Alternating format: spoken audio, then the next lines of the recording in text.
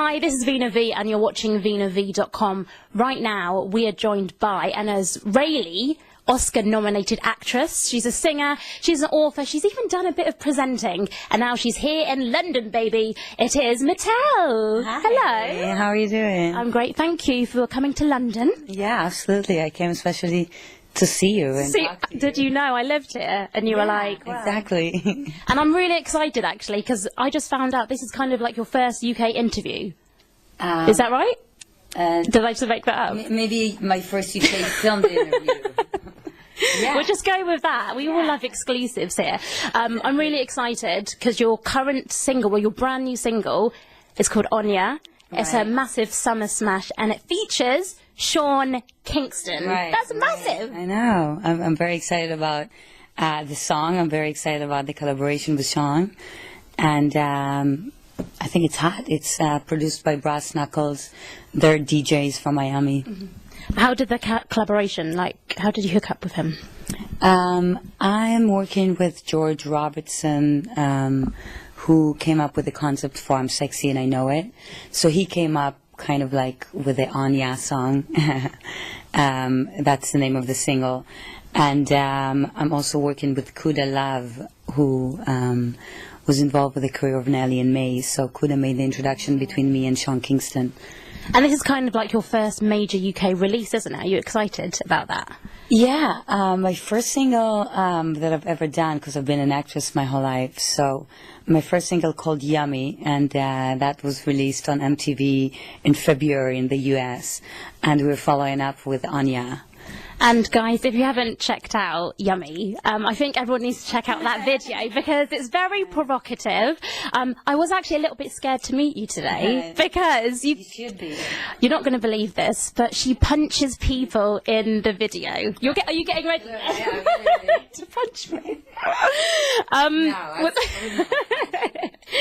Was that a deliberate thing you wanted to do? I mean, is there a deeper meaning to that in the video? Yeah, I mean, yeah, of course it's like provocative, and it seems just like, you know, on one hand it's kind of like a secretive dream. It's like, I don't know if you've seen this movie with Michael Douglas that he's stuck in traffic and he gets out of his car and he's like, you know, damn everyone, like he's going to start like walking in on cars and stuff like that. Combination between that to like the superhero, like female version of Rocky. Okay. So on one hand, it's just like a very basic thing. It's kind of like that I think every person has in common, like a secretive kind of dream. Oh, I wish I could wake up one day and just like go around slapping people. And then on the other hand, I feel like these days women gain so much power and they're so independent. There's no balance between female and male right now, and kind of defining the new roles and like what is expected from us to do. And in a sense, like women are expected to be career women,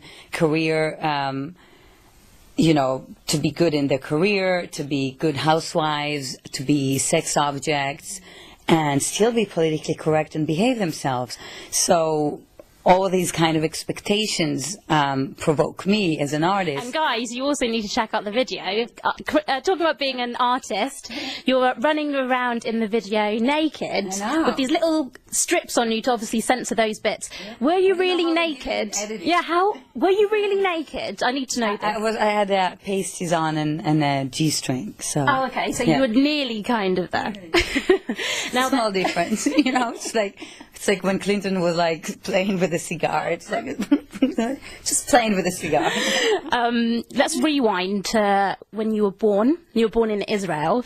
How did you first get your break into acting? Because before this whole singing, you were obviously an actress. Well, I always was very passionate about acting, but I had no desire to be an actress. Or I didn't have any desire to be in the showbiz at all because I was very shy and introverted. And only when I started acting on 13 just because I wanted to express myself and kind of have an outlet for my emotions. And then when I was 17, I decided to pursue it professionally because I realized that's the thing that I love more than anything else in the world.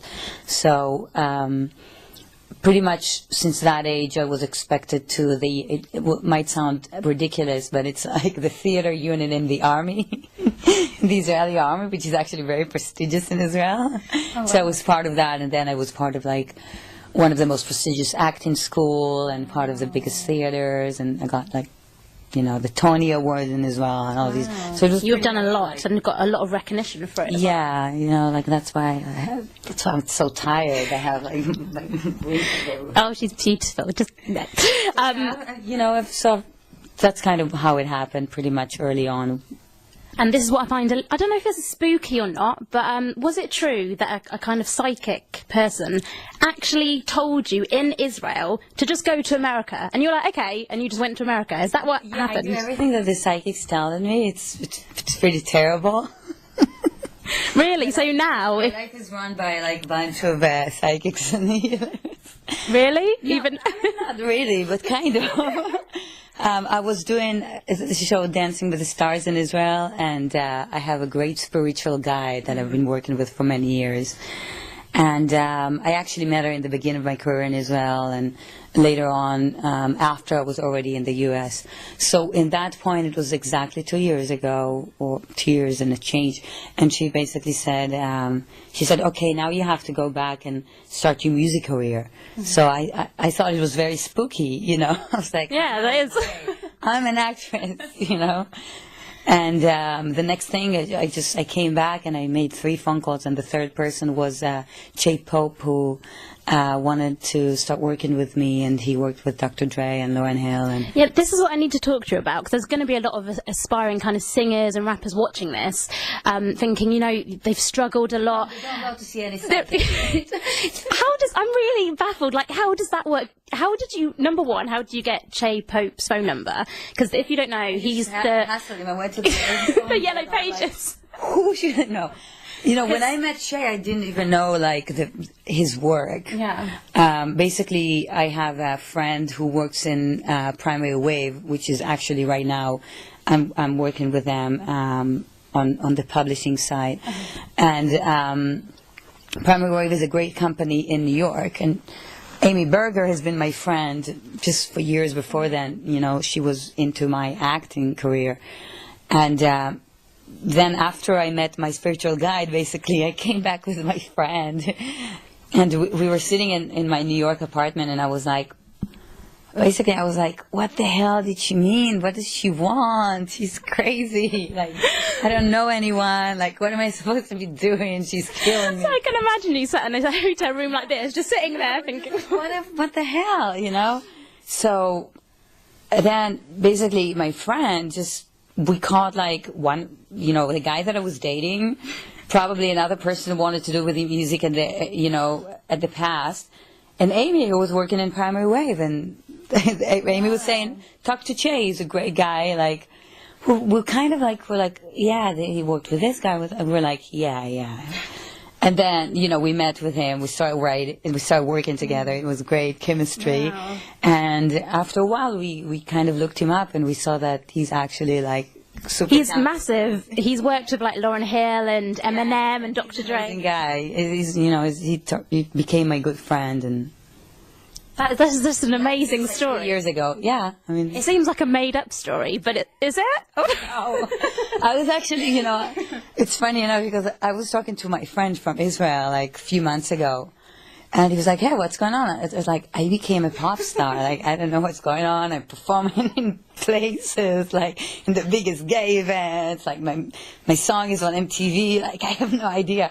So, and then I said, did I ever plan on becoming a pop star? Like, I was asking my childhood friend, because he was the one who studied with me acting, and he was like, we never talked about it, we never even, so it's not really